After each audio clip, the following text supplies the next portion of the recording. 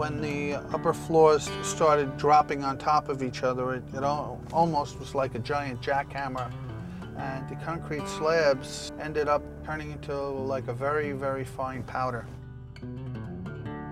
This dust went into the interior of tens of thousands of apartments and businesses and so forth.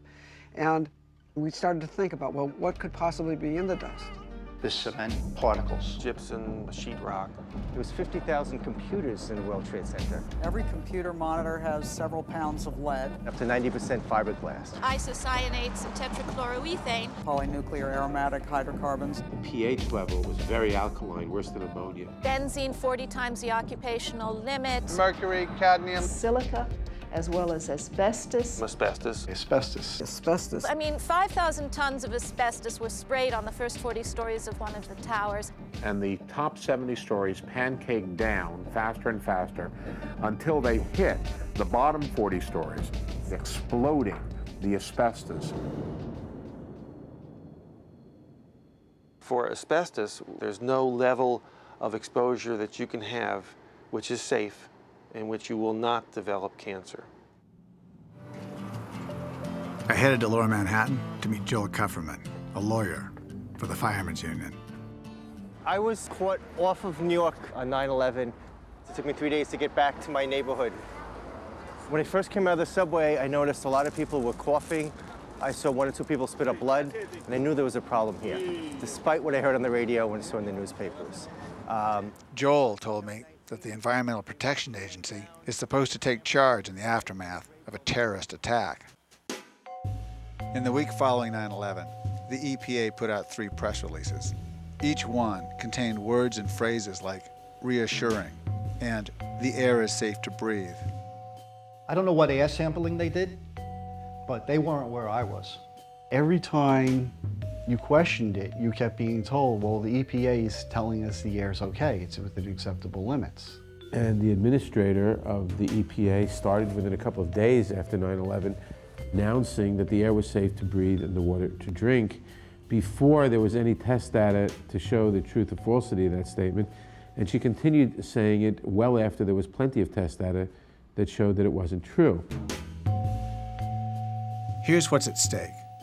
The absence of EPA warnings means cleaning crews and rescue workers are not required to wear clothing adequate to protect them from the toxic dust.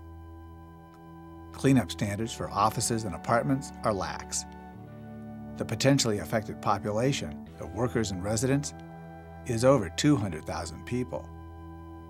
How carefully did the Environmental Protection Agency analyze the hazards that face New York?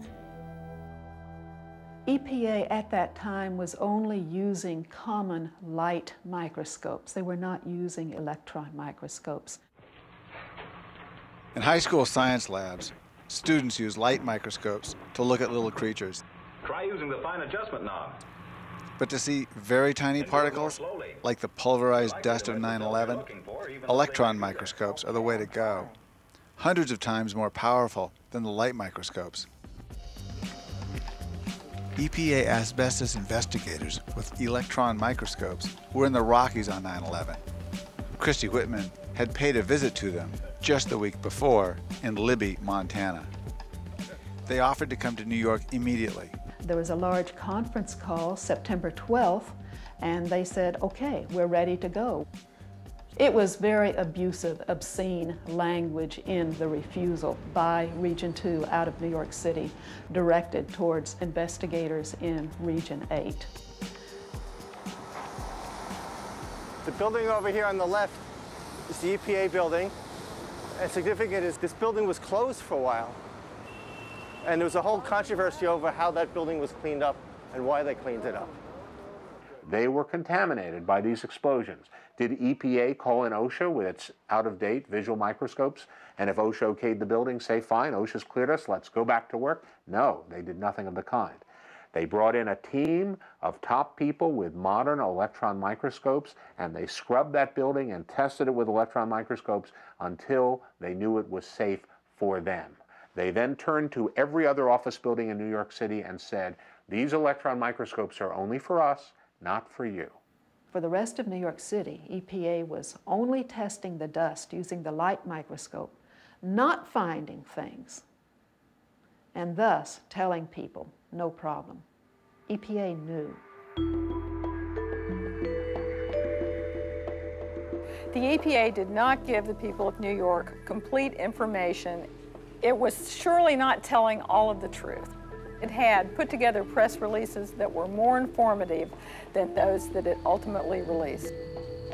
It was the White House Council on Environmental Quality. James Connaughton is the chairman, having telephone conversations in which they said to the EPA, you've got this warning about asbestos, change it. Make it reassuring. And the EPA did. Inspector General Tinsley found an email exchange between Connaughton at the White House and the EPA that debates the press releases. When Connaughton read the following EPA passage, recent samples of dust show higher levels of asbestos in EPA tests. He altered the wording to read that ambient air quality meets OSHA standards and consequently is not a cause for public concern. And when presented with the EPA warning, the concerns raised by those samples would be for the workers at the cleanup site and for those workers who might be returning to their offices. Connaughton ordered the removal of the warning in its entirety. We knew they were lies. We reported on those lies. The only thing that we didn't know or hadn't known was the role of the White House in telling the EPA to lie.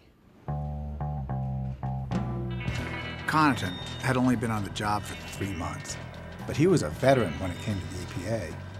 Before the White House job, he'd worked as a lawyer fighting EPA attempts to clean up toxic waste sites and was a partner in a law firm that lobbied for the asbestos industry.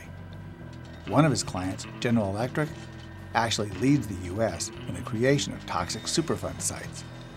Connaughton once wrote a legal article entitled Defending Charges of Environmental Crime, Growth Industry of the 90s. Now, he's in charge of Manhattan safety. We've seen more than 8,000 people here at Mount Sinai in our screening program, and I'm always troubled when politics trumps public health and trumps interpretation of scientific data, and I think that that's what happened in this case, and it's likely to cause some people their lives. January of '03, I was diagnosed with cancer. Synovial sarcoma of the neck, hypopharynx. Very rare type of sarcoma. I sat down with the union leader from our local and Dr. Kelly, the chief medical officer from the fire department, and said, I got this cancer. You know, we feel it's from 9/11. And yeah, she can neither agree or disagree with that, but she said, well, if you claim this as a 9/11 related injury, and try to put it through compensation because of the type of cancer it is, by the time they do something for you, you'll probably be dead. The president was on TV and said, all emergency workers in the city of New York report to work. It wasn't the governor, it wasn't the chief of the department, it was the president of the United States called us back to work and said, you needed to step up. And we did. They called us heroes on that day, and they praised us, and all the politicians came down, and they said, we will never forget, this was a tragedy, we're going to take care of the people, and yet, where are they now? Since I started claiming this stuff, I've run into more red tape and obstacles than I care to really discuss. And I think back to when the president of our country was standing there on the pile saying, we're going to take care of this. There's going to be no red tape. We're going to take care of everything. Everybody's going to be taken care of. Well, guess what? We're not being taken care of.